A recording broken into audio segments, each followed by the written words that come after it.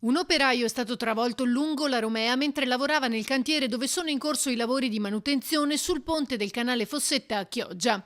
A investirlo un automobilista che avrebbe invaso le aree di cantiere. Con tutta probabilità la persona al volante si è accorta troppo tardi della presenza dei lavori in strada, forse anche per la scarsa visibilità o la velocità elevata. Questo potranno chiarirlo solo le indagini. Il lavoratore, spiega in una nota ANAS, gestore della strada e del cantiere, è stato prontamente soccorso e trasportato all'ospedale non in gravi condizioni. Sulla dinamica dello scontro sono ora in corso gli accertamenti delle autorità con la collaborazione della direzione lavori di ANAS.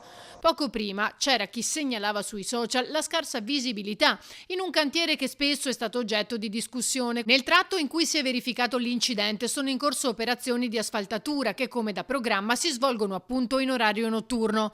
La fase successiva è programmata per la notte di giovedì 20 novembre, quando ANAS dovrebbe eseguire le prove di carico statiche sul ponte, propedeutiche al collaudo e al completamento dei lavori di manutenzione dell'infrastruttura.